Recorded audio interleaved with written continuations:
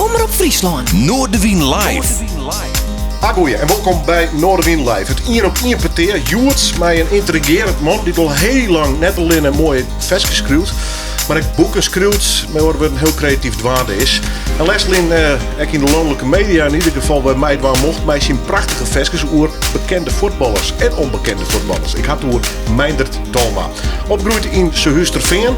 Meindert, dank u wel ook even. Welkom ben je van dit lange interview. Ja, voor Willem, ik ken je al heel lang. Dat is vanaf mijn eerste single best al bij me geweest van mijn bij hem toen in Grens. We hebben al audio. Ja, zeker. Ja. Ik zei opgroeid in Sehuisterveen, maar toen best, en dat vond ik wel heel grappig, toen best ben in Opperdoes. Hè? Ja, dus hij die kreeg zijn eerste baantje als onderwijzer in Opperdoes. En dus hij kan voorkomen zwerven, is mem van Samar. En dus mem die werd ontzettend, die kreeg ontzettend heimwee. Die boer echt graag waarom naar Friesland en toen had hij het solliciteren op een baantje in Dokkum in Soesterveen en toen was het Soesterveen. En ik weet toen 2 jaar toen ik in Soesterveen kwam. Is er dus niks meer van die Nee, periode dat daarvoor? ik kan me niet herinneren. Nee. Best in dorp zit een echte walkpiek. Nou ja, ik ben hier al veel langer in Grens dan in Friesland. Ik ben op mijn jongetje verhuizen naar Grens voor de studie Rochten en had een eerdienst toen geschiedenis. Dus ja, ik ben nu 52, dus ik ben veel langer in Grens in Friesland. Ik voel me meer een Noorderling, maar ik ga hier op het Friese vrienden in de stad Grens die we regelmatig joggen. En dus ik ben eigenlijk altijd naar voor een woordpiek, want ik ben al je woordpiek. Maar dus dat ja, ik voel me beide wel. Ik ben gewoon Noorderling, woordpiek, dat maakt net voor uit. Publiek wil je waarom en natuurlijk ik vooruit. En het album wat ze correct released is, om het pas even op zijn goed Fries te zitten. Ja. Hoe best u uit de coronaperiode kwam? Nou, ik voel het wel heel pittig, want ik hier in 2020 echt een theatertour hasselt van 18 theateroptredens. Met bijzondere gasten als Marcel van Roosmalen, Henk Spaan, Sjoerd Moussou, Willem Pissers en Frank Heijnen. En dat hier voor mij wel echt een stapje vooruit was. Dan ik ga nooit echt zelf een theatertour doen, wel vaak een theater spelen, maar nooit echt een tour. En dat komt toch corona net terug. Toen werd het verschoten naar 2021, in mei, juni. En toen is het weer hetzelfde eeuw, terug corona. En toen had ik nog 12 van de 18 had ik nog dwangkend. Maar dat weer, maar ik wist van dat ik sowieso in 2021 zijn gastcruise mij kennen haast, omdat het vanwege de capaciteit vanwege corona dat de koers financieel duurde. Toen dacht ik van ik maak nog een voetbalalbum om de meesten nog wat extra te bieden. Ja. Want die theatertour, komt die nog? Of is dat nou nee, dat in schoonheid? Het is wel een beetje gelieerd steeds om een eindronde, dus een EK of een WK.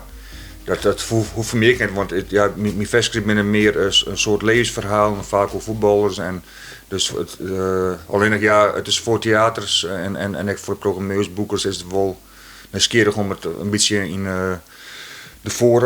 in de aanloop van een EK of een WK te doen. Dus vandaar dat het nou zien we het beziekje voor het WK in Qatar in november 2020 een theatertour te doen in oktober en november. Ja.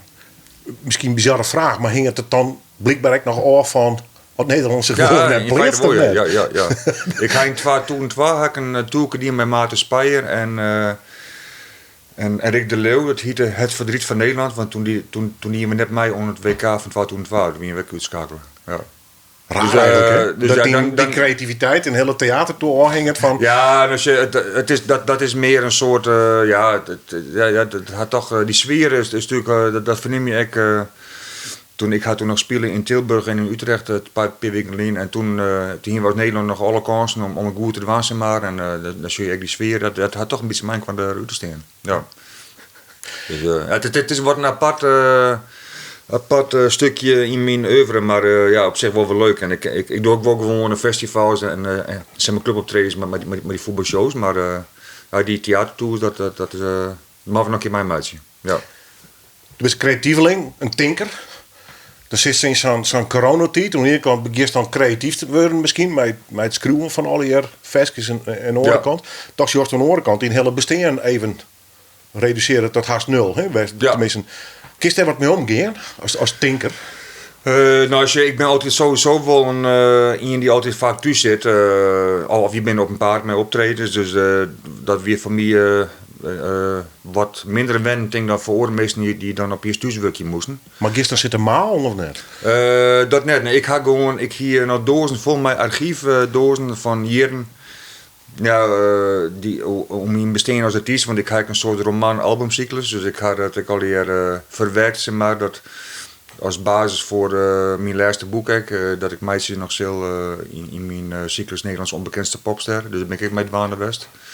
Dus dat, ik had wel bezocht om alle tijd wel te benutten. Maar ja, ik voel wel jammer.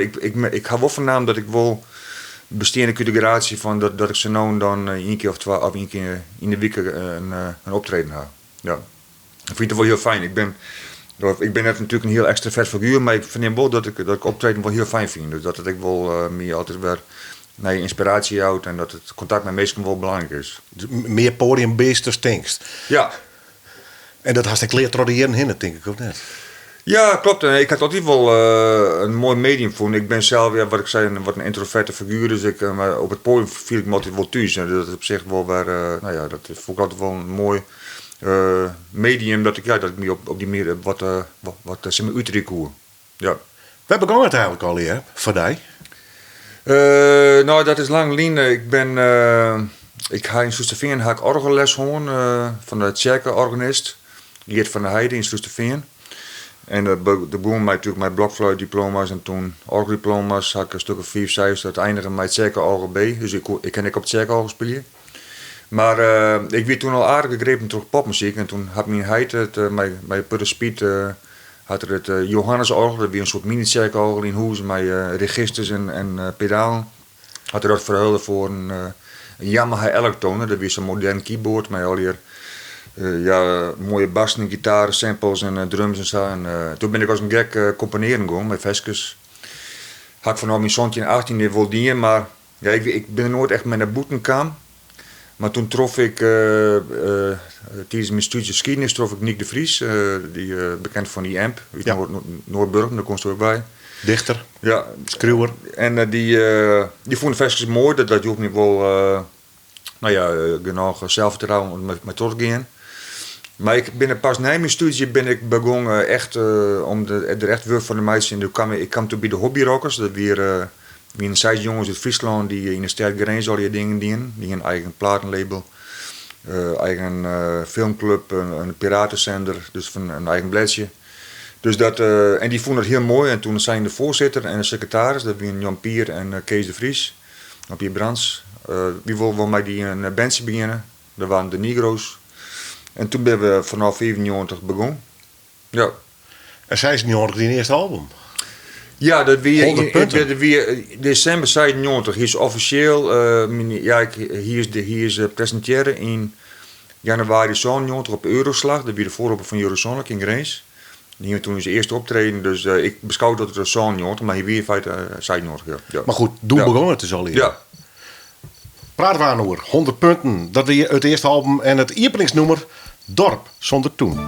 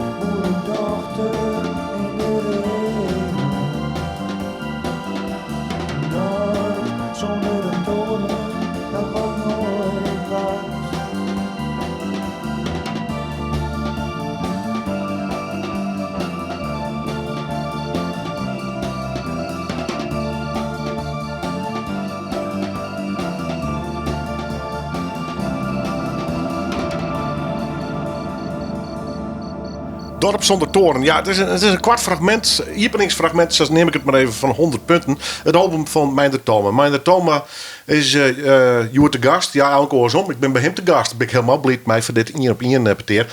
100 punten, Meijndert. Hoe zoals daar op waarom? Ja, ik vond het een heel bijzonder album. Tenminste, Jan Pier die zei van het moet een soort document worden. Een document humain of zoiets neemde het. Dus het is ook een soort, het is bijna één keer hier. Want de nummers die rennen in Kwanderoer. En dat zijn vaak hele kwarte nummers. Ik werd toen aardig geïnspireerd door Guided by Voices. Die van die hele kwarte nummers van oorlog minuut. Dus ik hier vaak, dan hier ik 12 coupletjes maximaal. En ja, er zitten paar lange nummers tussen, zo zaten jongen, maar verder dan ben het aardig kwart al, ja. En nou, je hebt vaak als debuutalbum, dan heb je als artiest, dan heb je al jaren echt heel veel nummers op de plank staan. Dus dan had de eerste kans, is die eerste kans om het al jaren op een plaat uit vers te lezen. Je had dan echt een, ja, ik hier echt een heel veel nummers en dan ben ik een heel veel, die had toen. Die kon toen net op de plaat, die hebben we toen later op Verhoedoek en dan een platje gekregen. Ja. Het wie nij voor die. Wist het West maar bezig geweest? Ik bedoel, techniek, productie, nee, mix. Of kwam het in een totaal nieuwe wereld? Nou ja, als je het weer nog wel aardig lo-fi. We hadden opname op meerdere fjouwe sporenrecorders. Ik hier zelf een fjouwe sporenrecorder, Maniek. En de hobbyrockers hier nog een sporenrecorder. Dus ik heb bij me thuis hakput opnames dingen in de bandkamer. En ik bij Jan Pier en Kees, maar die waren toen de Gerry in Hoes in Greens. Met waar de Hunsenslitten hebben we toen ook een paar nummers maken. Dus het is echt een soort allegaatje van solo-nummers. Die soms Maniek met een percussie of nog wat dingetjes. Maar, en meer bandnummers met Jan Pier, Kees en Niek en ik. En ik Henk Veenstra en wat Orenman hebben we mij dingen. Dus het is een heel divers album, maar het is net echt een bandalbum. Het is meer een soort... nou ja, een soort eerste proeven van bekwaamheid en wel heel sferisch. Het keert van de ene sfeer naar de oren. Ja. Hij is toen al in een holle om gewoon professioneel muzikant te worden. Ja, dat hier ik al. Ik denk dat ik mijn voordeel West is dat ik pas net begonnen ben als artiest. Dat ik pas in 95 mijn eerste band hier. Toen wie ik al zeg maar 27, 27. Ik denk als je op je 16e zoontje beginnen en je hebt 5 jaar spelen, dan heb je al wat negatieve ervaringen horen en dan. Ja, dan denk je van ik moet toch maar gewoon een maatschappelijke carrière beginnen. En ik had toen al voortdurend het idee van ik ga wel een bepaalde visie hoe ik het aanpakken wil. En dan ik wil gewoon echt beroeps worden. Dat had ik wel altijd wel tocht. Ja. Want als de geschiedenis studeert, zei ze te leunen, best historicus. Dat juist ik wel vaak waarom in die nummers. Hè? Ja, ik hier toen op 100 punten ik bijvoorbeeld nummers over Romy Henstra. En ik wie geen fan van zijn muziek of zo. Maar ik voelde wel een mooi gegeven dat hij de stem van de Friese Wouden wie en gewoon. Ik word weer meer een soort colleer lokaal van dat ik een soort geschiedschrijving van ik kom uit de woorden en ik wil een paar van die mannen zoals de Stille Genieter en zo, die wil ik een beetje verlezen in nummers. En ik had een nummer over Vosterdine, de dochter van Kenny Redbart, dus er zitten al eerste historische nummers op. Ja. Wat hast u bij dat soort mensen? Ik bedoel, ik goed in over, maar trots gaan. Ik bedoel, ik get van Dammelaar Nieuwenhuis. Ja.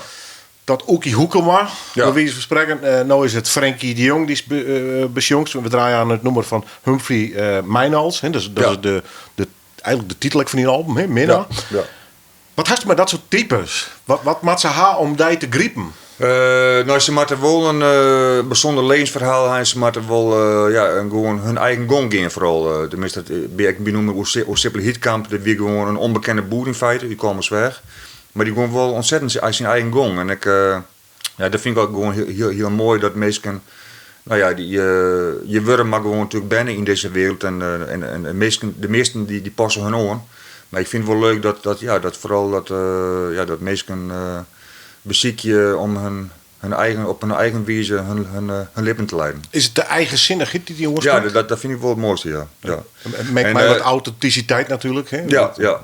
Nou, en het is ook bij zo'n verhaal door mijn Nieuwenhuis en hier het ook over die man die hier dan in Friesland de bijnaam is verlosser. En ik voel het altijd wel heel nieuwsgierig, omdat hij weer domineezoon en zijn pa weer ik dominee, hij weer zelf dominee. Maar hij had wel het geloof dat er vaarwel zijn, maar voor hem bij Jezus altijd wel de belangrijkste figuur in zijn leven, actief in zijn periode als socialist en anarchist. En hij was zelf ook zo'n als een soort Jezus. Ja. Dus dat gegeven vond ik heel mooi om daar een plaat over te maken.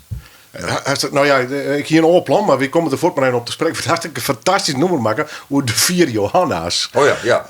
Nou ja, dat lees even nu, want dan geef hem aan ik voor draaien. Nou, hij had 4 vrouwen die alle Johanna heten, als eerste namen. En 3 Johanna's, zijn eerste 2, die ben al je stonden in het kraambed. Dat is toch bizar?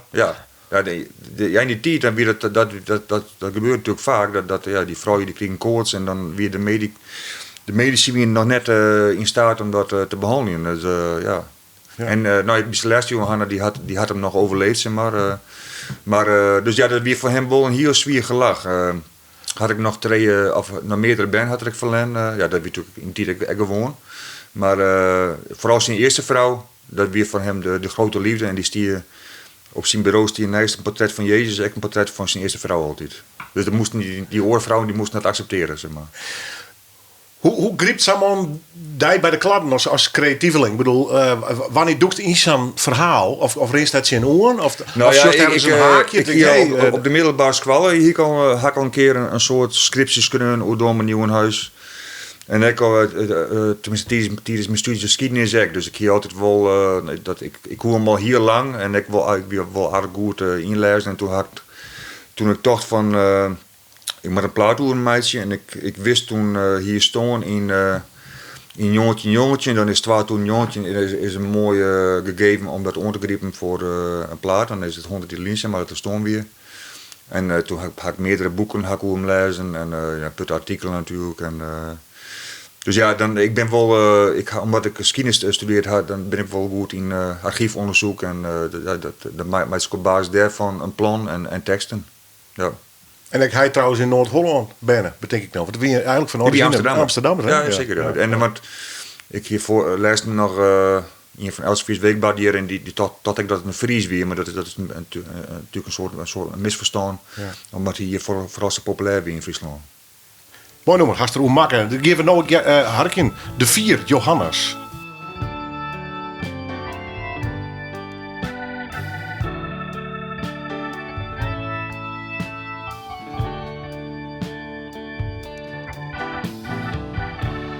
Was verliefd op Johanna en zij op mij. Van haar was mijn hart vol en liep mijn mond over.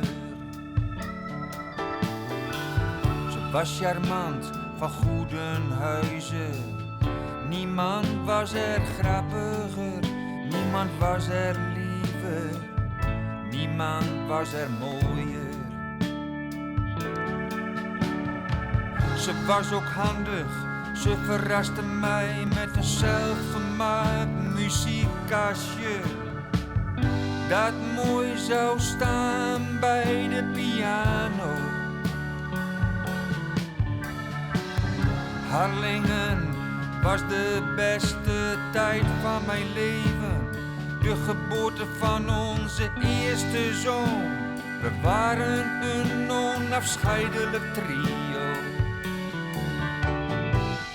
Beverwijk beviel Johanna van ons tweede kind.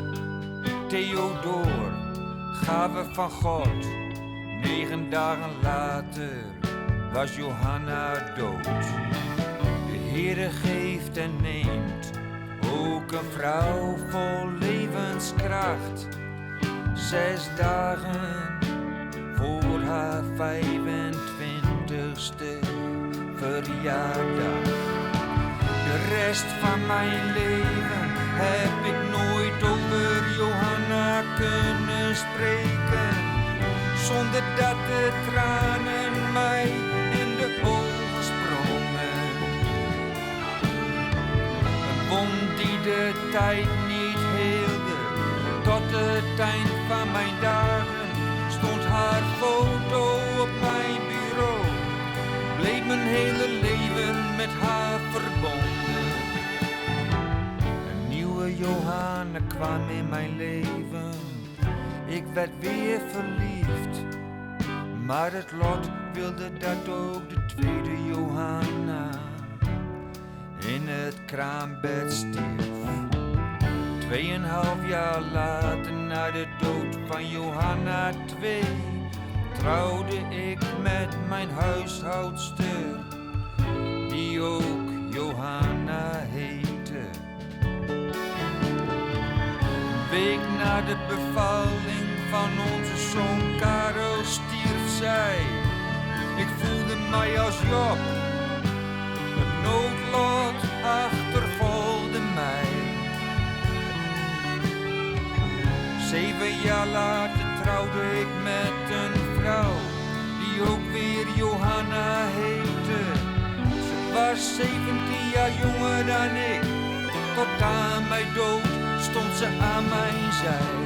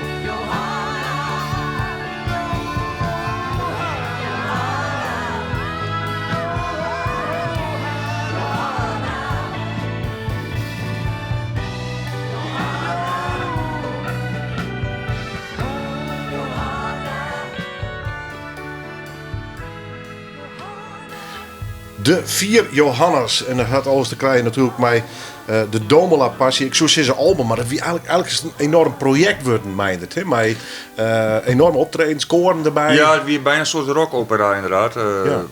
De plaat is aardig lang en ja, we hier een koor van iets van 20 mensen die iedere keer bij optredens. Dat we toch kunstwerk regelen. Al die koorsjongens uit Grenzen, Friesland, die konden hun daarvoor opjaan. En dus we hier een aardige bak on mensen die alle keer dan mij komen. En ik hier nog een band, een 4-mansband plus 2 strikers erbij. En nog een dirigent die dan de koor begeleiden moest. En al hier toen toch corona, toen kon natuurlijk geen koor mee.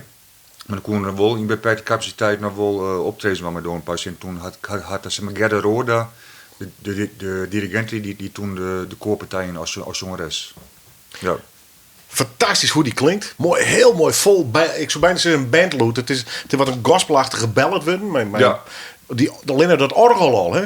Ja, van Herman Grimmer. Dat is echt een geweldige goede pianist en organist. Ja.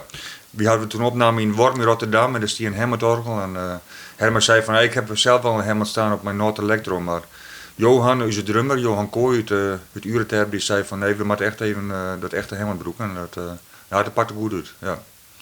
Hoe pakt dit productioneel om? Want uiteindelijk bent u de eindverantwoordelijk van zijn project natuurlijk. Ik had toen hier thuis hier in Noordhoorn had ik alle partijen uitwerken. Ik van de gitaren en bassen en toetsen had ik toen... in feite is de plaat is een soort twaardelen tussen een soort aria-achtige nummers. Met alleen nog piano, strikers en koor. En die pianopartijen had ik toen bij Herman opnam. Het is een heel aparte productie geworden, want de drums die had Johan in zijn eentje opnam als basis, op basis van de demo die ik maakte hier. Toen had Johan de gitaar en de bas van Jan-Pierre Janke had opname in Worm. Ik had de toetsen en mijn zang had ik opname bij Herman Grimme in Grijns. Dus en het koor hadden we opname in de No Pussy Blue studio. Dus dat had iets van vier verschillende studio's in de plaat maken. Had je er nog moeite mee om die plaat bij elkaar te horen? In je sound, in je idee? Nou ja, dat had ik wel. Een grote pluim is dan voor Johan Kooi, de producer of de opnameman. Die moest het heel te goed in de gaten horen van is het nou goed of zo. Maar op zich wel, het had wel, als de yes, dan had je net het gevoel van dat het in al die verschillende studio's opnamen is. Absoluut net, integendeel. Het had wel echt een live feel, dus dat ja. Ja, wie dat erin zet, een beetje live klinken? Nou ja, dat sowieso. Dat is altijd wel de bedoeling dat het wel organisch klinkt, ja. Bereist het voor? Hoe doe je dat? Schreeuwt akkoorden uit? Of nou, ik had toen, überhaupt iets of niet? Voor dit project had ik de koorzang, moest ik moest 4 verschillende stemmen van. Voor alt, tenor en bas en sopraan. Dus die had ik toen hier uitwerken, gewoon op mijn sporenrecorder. En ik had dus al die instrumenten had ik uitwerken als zijn demo's. Ja, maar uitwerk je voor die, wat houdt dat in? Dat is uiteindelijk een bandje stuurt met de melodielijn of de ritmes? Ja, of schreeuwt het echt letterlijk op papier uit? Ik schreeuw de akkoorden op en soms de noten. En ik maak ze altijd demo's, gewoon als WAFs. Dat kan ik gewoon versturen via e-mail. En ik kan meestal dat gewoon tussen beharken. Wat kiest toen noten, hè? Ja, ik had jarenlang les gehad van de cirkelorganist in Sloesterveen. Ik begon met blokfluitles en toen had ik denk een jaar of zo had ik orgelles gehad, gewoon een klassiek orgelles. En dat eindigde met diploma cirkelorgel B. Dus ik maak op het cirkelorgel spelen om de gemeente te begeleiden. Maar ik ben er wel wat verleerd, denk ik. Maar die theoretische kennis komt die nou wel ja, dus ik kon wel noten lezen en ik kon ook met pedaal spelen en zo. Mijn eerste band met de Negro's, toen speelde ik echt de baspartij met de forten, met pedaal. Oké. Ja. Lekker complex. Dat ging toen automatisch. Ik hield toen zo lang orgelles gewoon met de forten erbij dat automatisch dan de goede toon erbij pakt met de forten. Ja. Als nou Sjors, dan best de, kijk ze mij, de 50 passeert. Ja. Weet je waarom blikst? Het heel belangrijk van was nou door Westerster goed onderjocht in de hoorn hast. Dat is een goede muzikale basis blijkbaar hoorn hast, of juist net? Ja, ik denk het wel. Ik denk wel dat het goed was dat ik vaak altijd componeerde vanuit het meidsen van Noorden, zeg maar, dat ik gewoon zeg maar begin te spelen en dat ik net noem eens meidsen vanuit de akkoorden van ik speel hier een E en dan moet het daar een B weer een D of zo is dus ik heb wel meer dat ik wat oren wegen ha om zoiets te meidsen, ja. Als is het laatste een nice album voor jou, maar eerst weer even naar een horrorvraag die ik alle artiesten stel, want ik weet hoe verschrikkelijk het is om de vraag te krijgen, in je nummer uit zieken, maar daarom stel ik hem ook. Ja. Want dat mij wel een beetje skuren en het mij soms ook even mijn eigen klep me op. En toen kwam het uit bij Randy Newman. Ja, nou ik dacht van, want ik vond een beetje een aparte vraag. Van de vraag weer van Kersten nummer uitziekje van die iets vertelt over die als muzikant. Nou ja, wat dichtbij die leidt. Hè? Dus, maar toen dacht ik van, en toen had ik even ontzettend, want er ben natuurlijk heel veel nummers die vind ik zelf hartstikke mooi, maar dan denk ik van ja, dat zei het net echt iets om mij als muzikant. Maar toen dacht ik van Randy Newman is ook iemand die muziek maakt toch te componeren, denk ik altijd op piano. Die had ik hier scores maken voor films, dus die maakte ik heel voor goed orkest, maar ik denk dat zijn piano is zijn eerste instrument. En je maakt een prutte wat verhalendachtige versjes. En ik vaak vanuit een ik-personage die hier zelf net is. Bijvoorbeeld, ik had het versje dat ik nu zat hier van Celo Weder gaat over een slavenhandelaar die zei van zijn mensen in Afrika van kom naar Amerika, we hebben een geweldig loon en dan is het geweldig. En terwijl je het noemt jaren voor de eerste keer denk je van het is een soort lofzang over Amerika van die tekst. Everything is great. En, maar het gaat dus over een slavenhandelaar die mensen in Afrika ronselt. Dus, en je hebt heel veel van die ik-personages van We Are Rednecks. Nou ja, ik vind het wel mooi dat je dat in de hoed van een persoon zijn groepen kent en dat je dan vanuit zijn ik-persoon. Ik heb heel vaak bij Simpel Hiekamp en bij Versbie Ondernemer en bij noemers zoals Minna en Tahamata en En ik ben Louis Vergaal en ik bedoel een passie dat ik vaak de ik-persoon broek, omdat je dan zit je wat emotioneler, wat dichter op de hoed van zo'n personage en dan dat is een mooie manier om te vertellen. En Randy Newman had het ook heel vaak, dat dan is er een god of hij is een redneck of dus ja, die komt heel goed. En ik een beetje, die is heel sarcastisch en cynisch, ik ben er wat minder tegen, maar ik kan ik wel soms filijn werden, maar bij hem dat kan een heel mooie, vaak is humor is wat, dat kan heel precair lezen, maar bij hem vind ik wel altijd dat het goed uitpakt. In America, you get food to eat.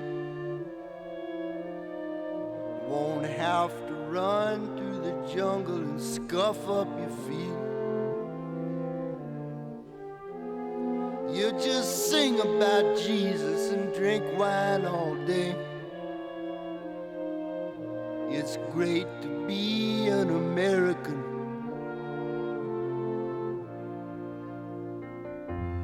Ain't no lion or tiger, ain't no mama snake.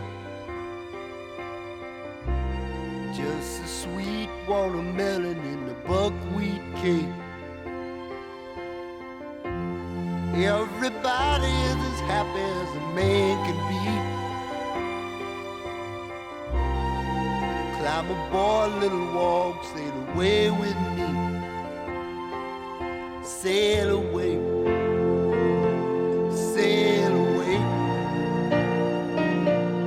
We will cross the mighty ocean into Charleston Bay. Sail away, sail away. We will cross the mighty ocean into Charleston Bay.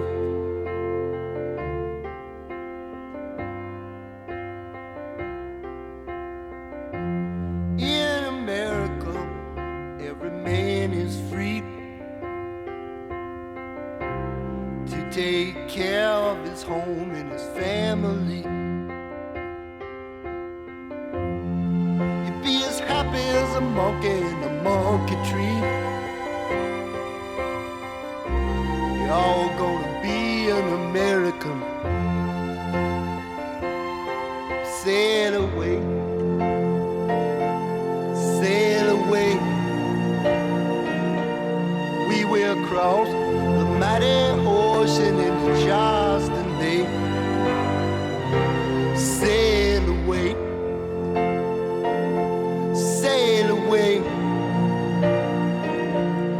We will cross the mighty ocean into Charleston Bay. Sail Away van Randy Newman. En dat had alles te krijgen met die horrorvraag die ik elke artiest stel. Maar dan mij ze in je nummer kiezen, met het Talma. Je wordt in hier op een kamst je mij hoor.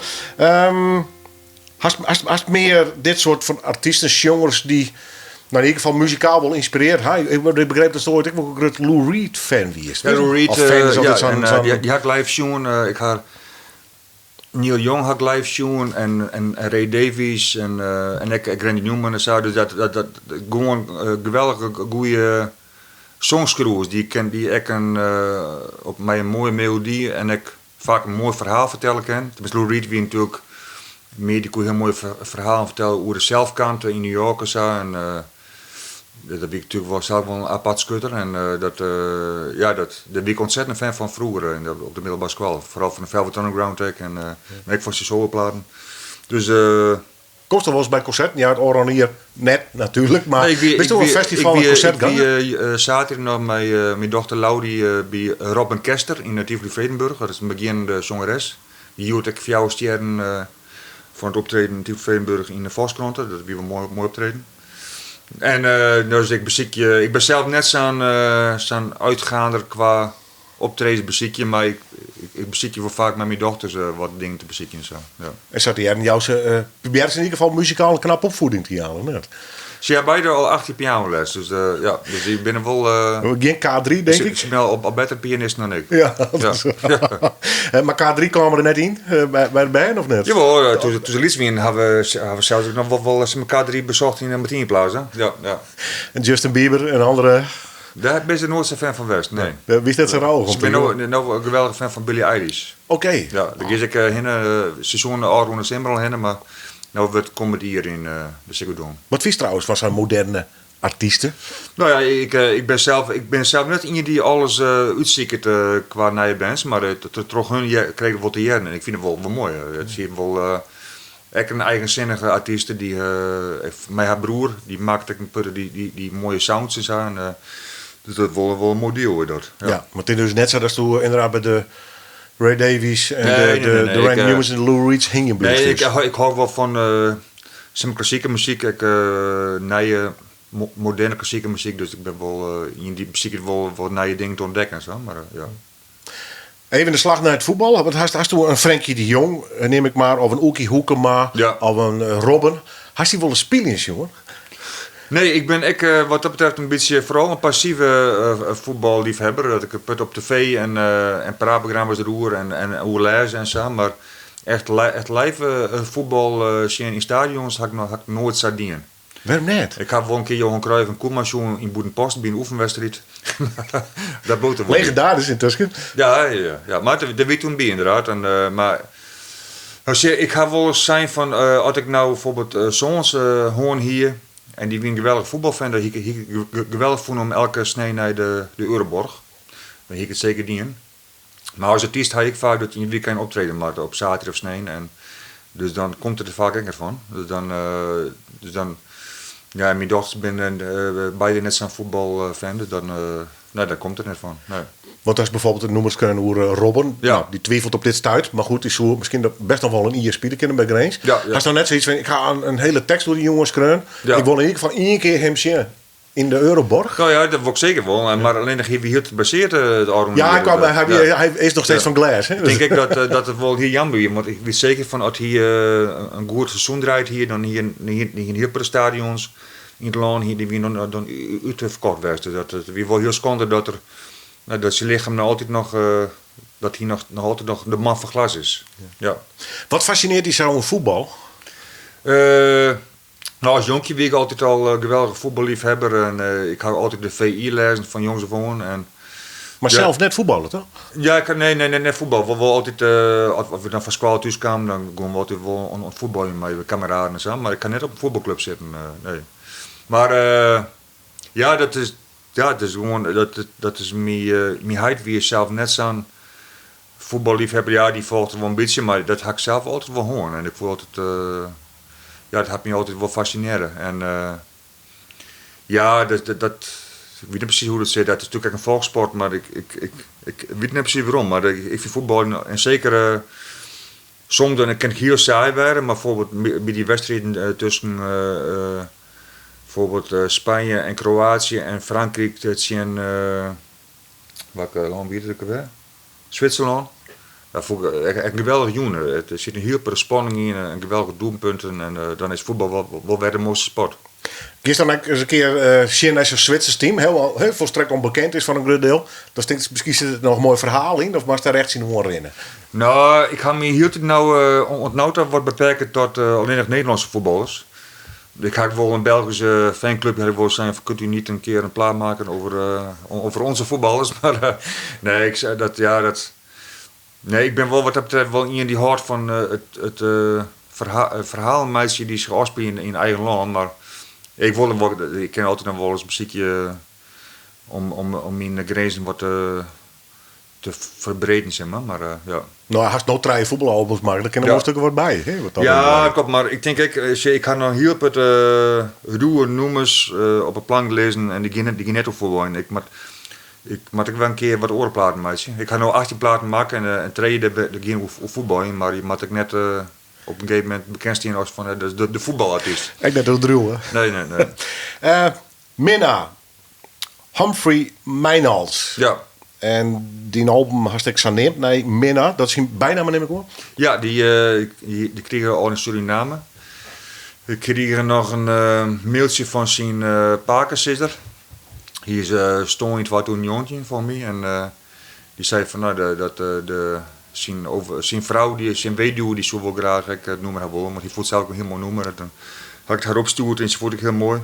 Hij had het zelf ook nog gehad.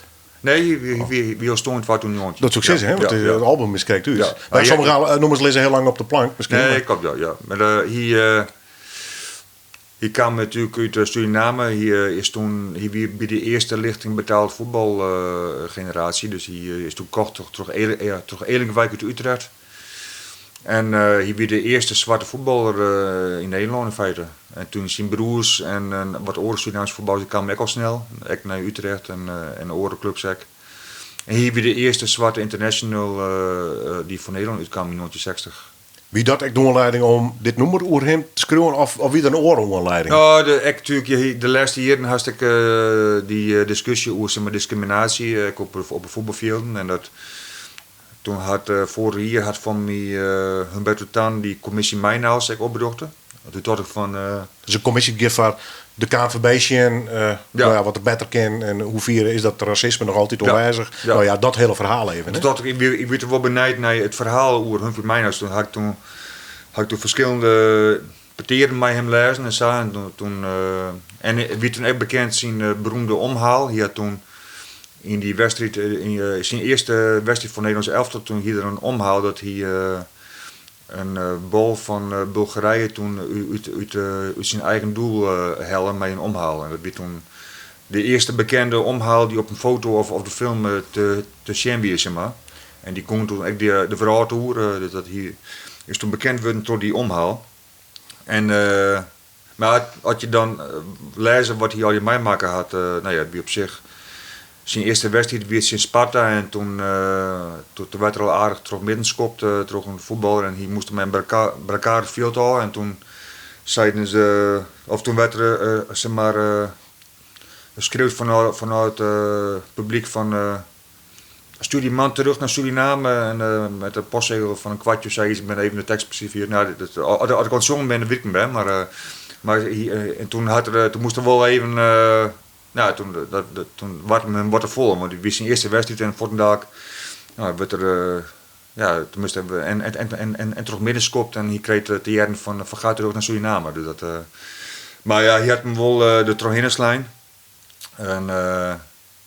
Maar in die eerste tijd, toen kregen heel veel zwarte voetballers, die kregen wel te meisje van de apen, gaat terug naar je land en ga je naar boven met dit en dat. Dat werd toen in die tijd nog wel echt in zwang, die discriminatie. En nog steeds had je die verhalen van Stelling Menzo en nog steeds wel. En in Londen, in Hongarije en Italië is het nog meer natuurlijk. Dat zwarte voetballers worden nog meer uitmaken voor alles en al wat. Dat is wel een punt. Ja, we hopen dat ooit... Ja. Oergeert. Het zal nog wel even door hier, ben ik bang. Minna, nummer van Meijer Talma dus. Stier op zijn nijste album met dezelfde titel. En het gaat dus over Humphrey Mijnhaus. Als jongens spelen we altijd blootsvoets. Trapte je in glas, zat je onder het bloed. Je was voor het eerst fatsoenlijk geschoeid. Een Paramaribo bij SV Robin Hood. Toen het voetbal in Nederland werd betaald, werden er ook Surinamers gehaald. Die werd gekocht door Elinkwijk, 14.000 gulden tekengeld. Ik voelde me rijk. Met de boot het Paramaribo 16 dagen varen.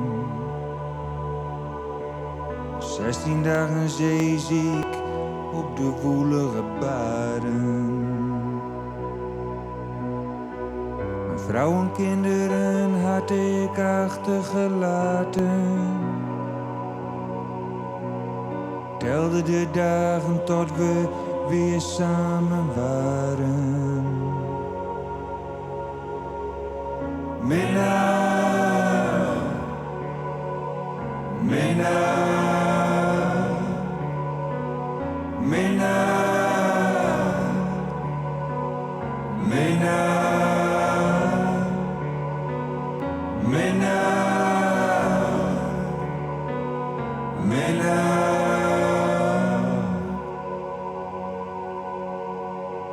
Kreeg een kamertje bij een hospitaal.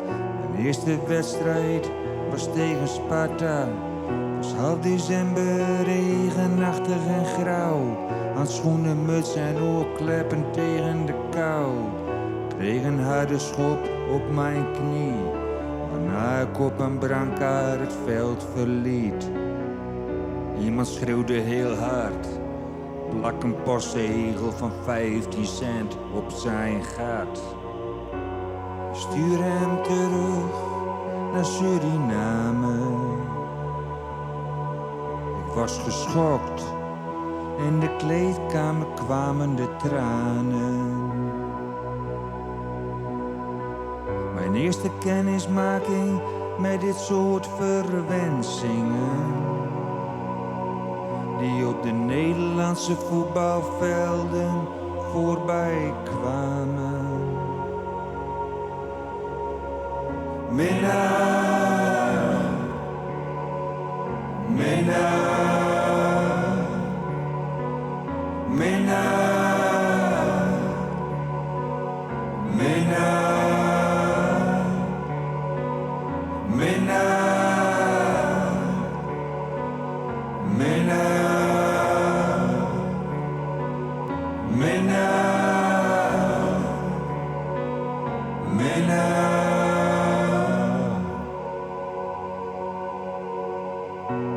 De meeste verdedigers speelden verkrampt. Een foutje maken was voor hun een ramp. In een wedstrijd tegen Bulgarije was ik de eerste zwarte speler in oranje. Op een beroemde foto van die wedstrijd hing ik horizontaal, hoog in de lucht voor een sierlijke omhaal. Een foto is de hele wereld overgegaan. Hans Kraaij senior zei, mijn als is een Braziliaan. Nederlandse verdedigers doen hem dat niet na. En als ze het proberen, worden ze afgevoerd met een hernia. Minnaar, minnaar, minnaar, minnaar, minnaar, minnaar, minnaar,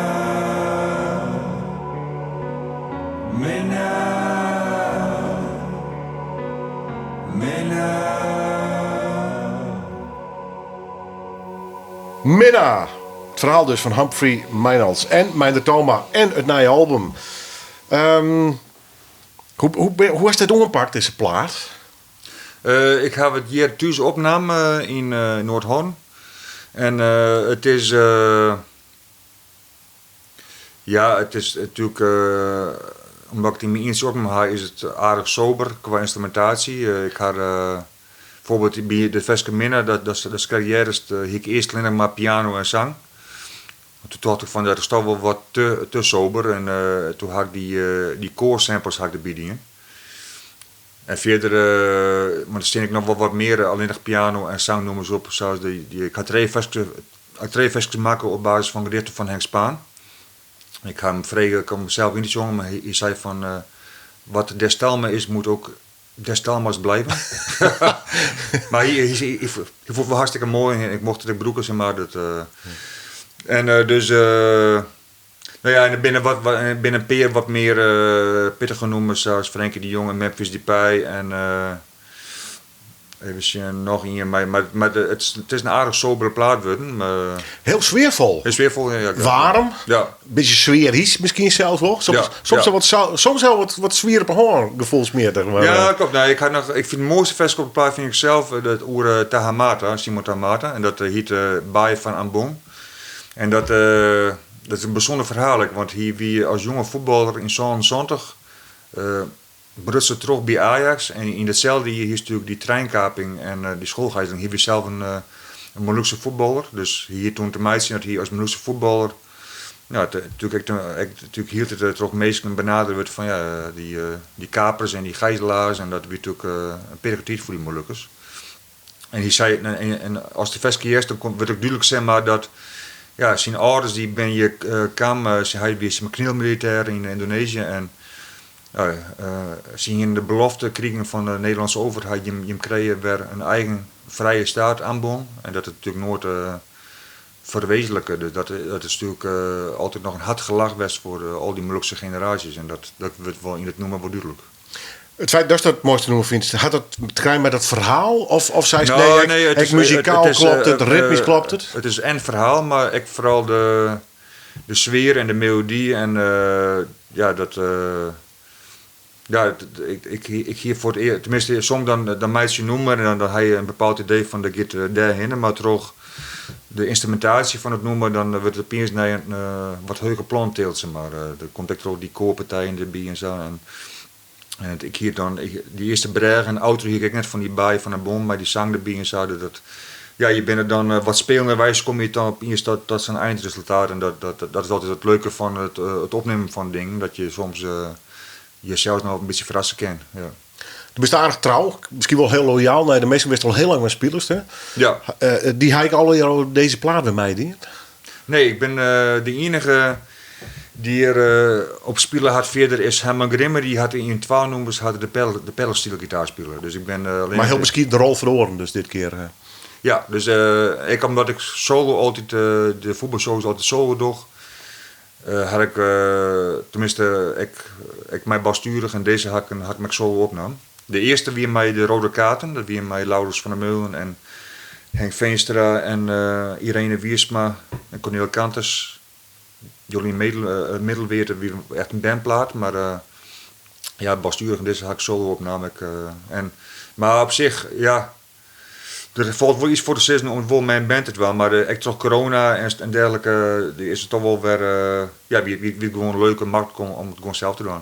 En soms kan ik me voorstellen, ik gewoon lekker, lekker omprutsen en knoeien. Je kan dan gewoon zelf experimenteren en hebben we net een meisje mijn mening, vaak bij muzikanten gewoon zelf wel eigen wezen natuurlijk. En je zit er vaak een beetje vast onder het stramien van dat vaak toch bij alle nummers een gitaar, bas en drums matten. En op deze plaat binnen maar in twee beats die hebben. Dus, ja. We gaan draaien. Baai van Ambon.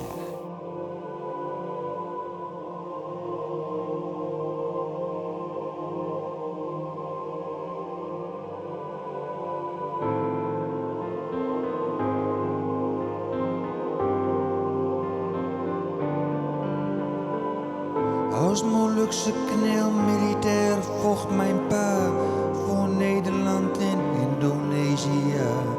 Toen Indië soeverein was geworden, moest hij wel naar Nederland komen.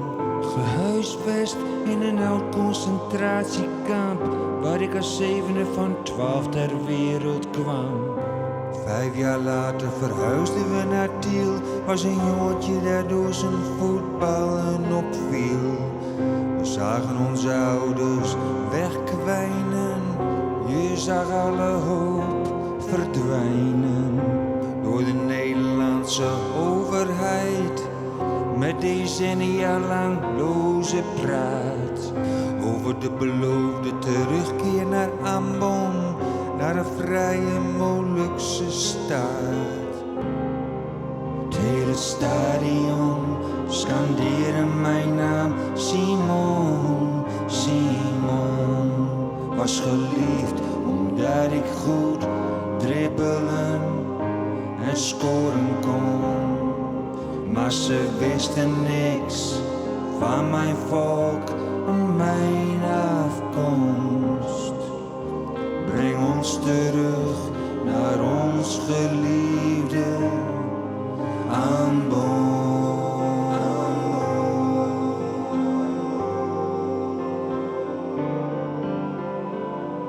In het tv-programma Afro's Weekend Quiz van Fred Oster had je de cavia race. Al die cavia's hadden een BN'er-naam. De bruine heette Simon Tahamata.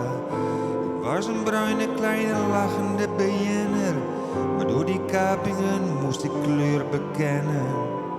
De Drentse treinkapingen, schoolgijzeling overschaduwden mijn doorbraak in Ajax 1. Ik had een van die 6 jongens kunnen zijn die als gijzelaars werden vermoord in die trein. Het heeft Molukkers hun harten doen breken. Was geen kaper, maar liet mijn voeten spreken. Het hele stadion scandeerde mijn naam. Simon, Simon. Was geliefd omdat ik goed dribbelen en scoren kon. Maar ze wisten niks van mijn volk en mijn afkomst. Breng ons terug naar ons geliefde aanbod.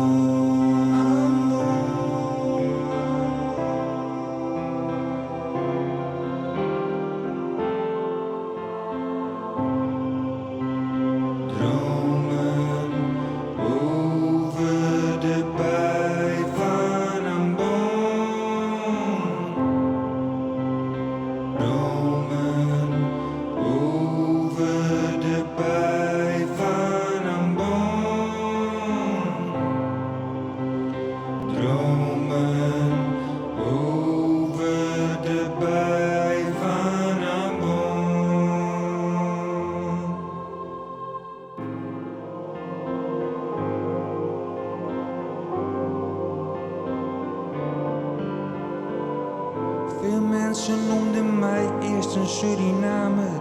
Ze dachten, Simon is niet zoals die kapers. Maar zij waren Zuid-Molukkers en ik ook. Onze geschiedenis is nooit behandeld op school. Ons verhaal is wezenlijk anders dan dat van de gastarbeiders.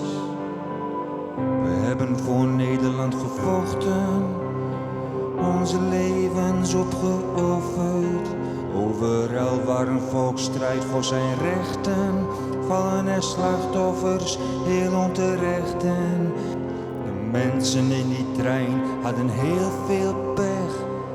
Verkeerde plaats, tijd en plek.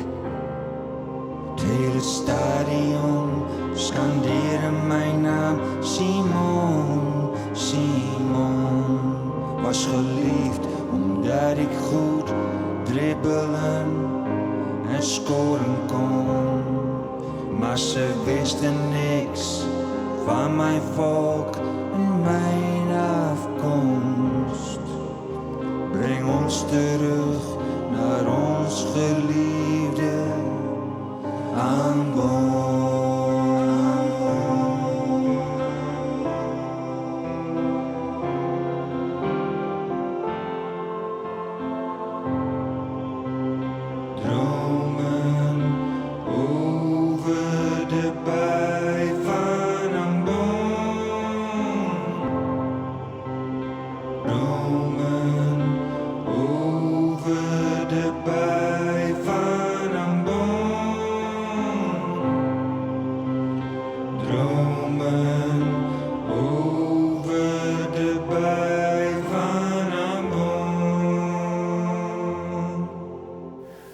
Een nummer oer Simon Tahamata, de voetballer die het natuurlijk in een hele moeilijke tijd zij zelf leven onder het tropbrekken weer in Nederland. Dat dit nummer ik deel zo bijna sacraal hier we te krijgen even noemen, maar bijna sacraal nummer dit hè. Dat is ja, dat komt door die. Komt van de groen, er zitten iets van 12 verschillende koorsample partijen in.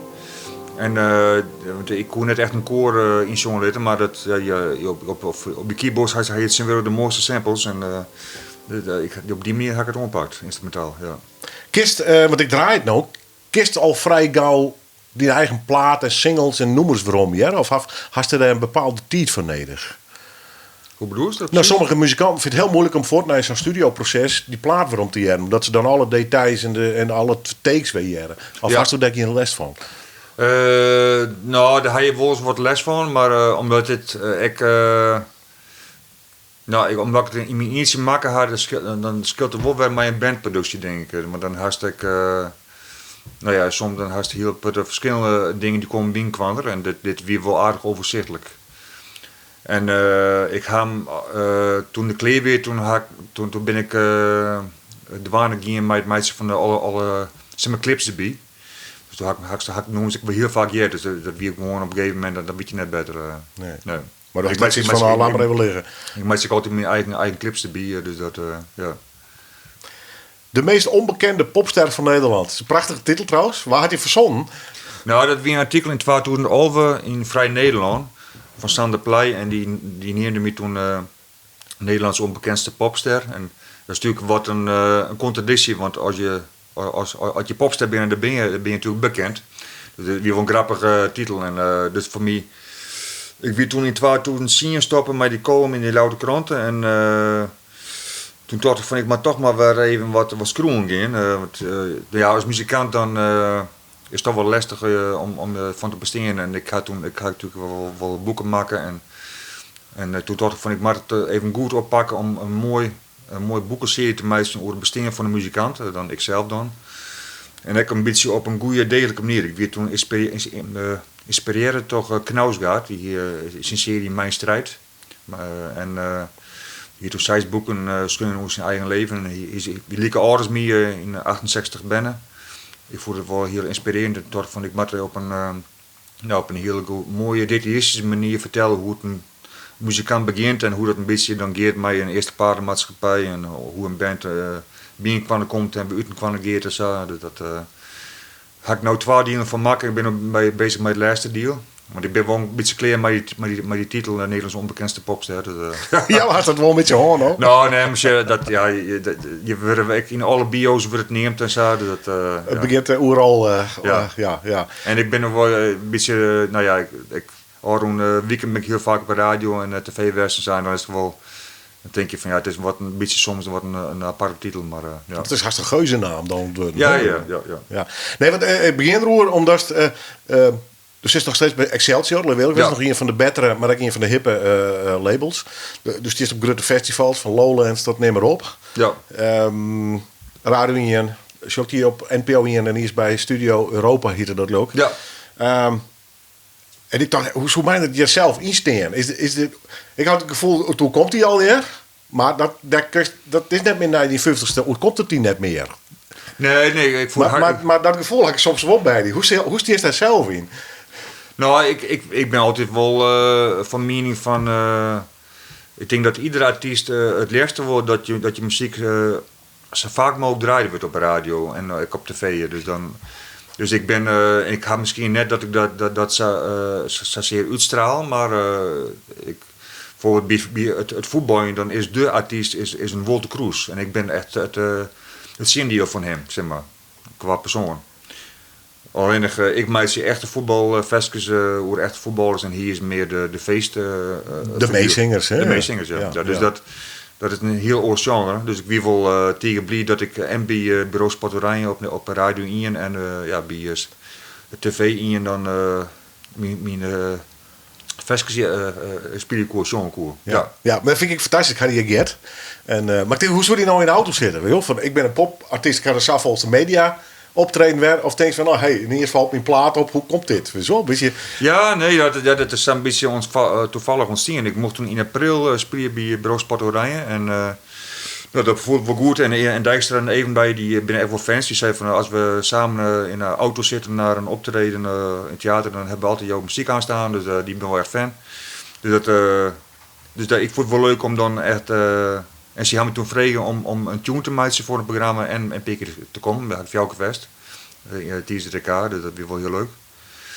En toen ik moest toen heen om te zongen het nummer over Frenkie de Jong. En toen werd ik de hinreis ik bellen terug de televisie van hartstikke nog om bij TV Europa, bij Studio Europa het nog te zongen. Ja. En dat werd toen toevallig dat ik toen al vlak in de buurt weer toen. Ja. Nee, maar nou geen vraag, maar dan hok ik er wel op. Maar ik bedoel, du bent geen Maan of een Guus Meeuwis of dat wereldje. Nee, van de snelle hits en Ahoy en nee, ik ben wat een vreemde eend in de bijt. Ja. Maar wat ik zei van... Maar Jos die zelf ik zo? Nee, ik zoek me gewoon als een muzikant die wat ik al zei, van het liefste ben ik alle weken op de radio. En ik wil wel alle weken naar Hilversum Taal om mijn festje te zongen. Dus dat is geen enkel punt. Voor een echte popartiest dus? Ja. Nee, maar dat ben ik altijd wel best. Tenminste, ik ga altijd al serieus mijn platen uitgebracht. In de achterhoofd van, ik doe het op mijn eigen manier. En als mensen het mooi vinden, ja, dan word ik heel graag op de radio en tv letten. En wat nota behoorlijk succesvol. Ik bedoel, wat nog steeds grote festivals. Is het mooi bij een label. Als je, dat kan ik haast net in je mee zitten.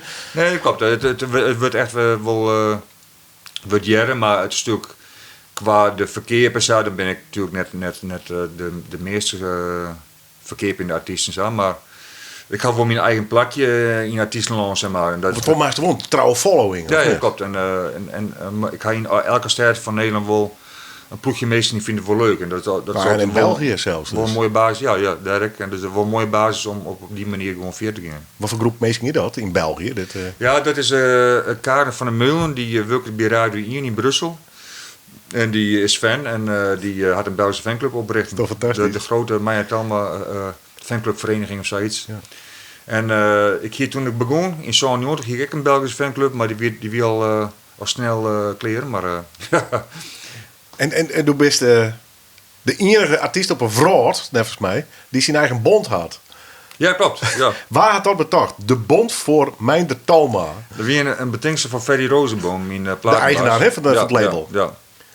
En dat werd toen wat in die moeilijke tijd in corona, dat natuurlijk wat minder ging. Die theatertour die ging wat terug. En ja, hij zei van, ik weet zeker dat er genoeg mensen het heel fijn vinden om jou een beetje te gaan steunen. Ja, dus ik voelde het wat een apart idee, tenminste. Ja, maar waar nog een eigen bond? Het begin hier te mij zien dat ik hier toen, vorig jaar, ik die afwijzing van het meerjarenplan bij het Fonds Podiumkunsten. Ja, hier is er niet eens geen talent meer. Heel bizar. Terwijl ze hier dan wel, zeg maar, mijn voorstelling van de Dongerpassie hier dan wel financieel ondersteund. Toen bestier het wel. Ja, en nou wil ik hier in de week op een slechte jonger en ik maak een slechte muziek. Dan kwam ik al die protesten via allerlei kanten en toen dat weer voor verder begin of de reden om daarmee te beginnen met die bond. Wat had dat mij die dienen trouwens? Nou, op zich in het begin ben ik heel wel leuk, want we hier een mooi plan inzien met alle jaren een mooie productie. En ik kan me voorstellen dat er heel veel mensen binnen die zijn plan inzien en dat je dat net krijgt. Maar je moet er dan wel mee legitieme antwoorden of een legitieme redenatie moet je dan zijn plan afwijzen. En dit weer gewoon... dat maakt een oordeel hoe die veld. Toch een commissie die ik nog zijn had, want we hadden nog een hoorzitting gewoon daarover. Maar Jan Pier en wat de bestuursleden van mijn stichting, die hadden nog een hoorzitting gewoon over de afwijzing. En toen kwam ik wel naar voren dat die meesten hiermee nog neer live jongen.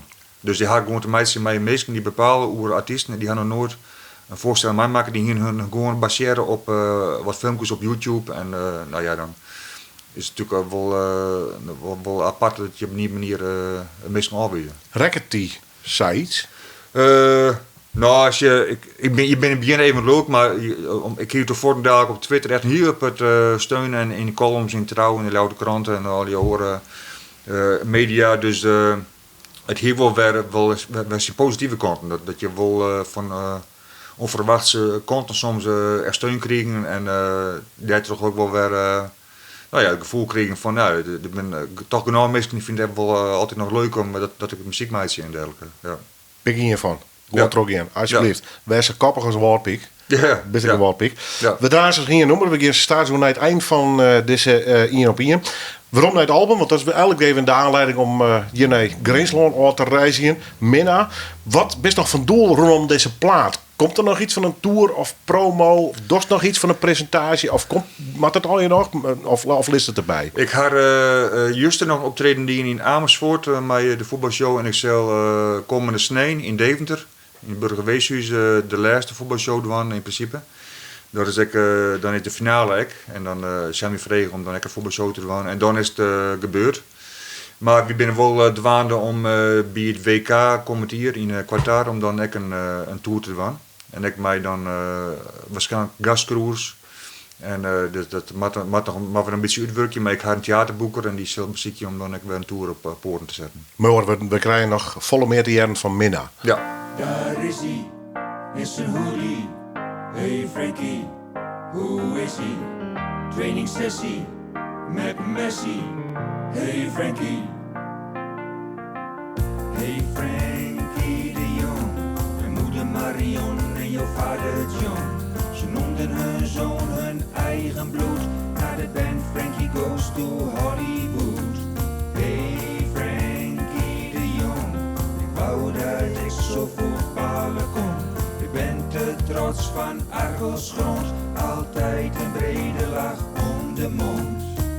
Daar is hij, in zijn hoodie. Hey Frankie, hoe is hij? Trainingssessie met Messi. Hey Frankie. Hey Frankie de Jong. Je kreeg een flinke inkomenssprong. Je ging naar Barcelona al heel jong. Waar je snel een basisplek afdwong. Hey Frankie de Jong. Je zit nog lang niet in jouw plafond. Voor jou schijnt nog vele jaren de zon. In het Nou Camp voetbalstadion. Daar is hij, in zijn hoodie. Hey Frankie, hoe is hij? Trainingssessie met Messi. Hey Frankie. Hey Frankie de Jong. Je weet soms niet wat je overkomt. Het is genieten met Messi. Op een voetbalveld in een trainingssessie.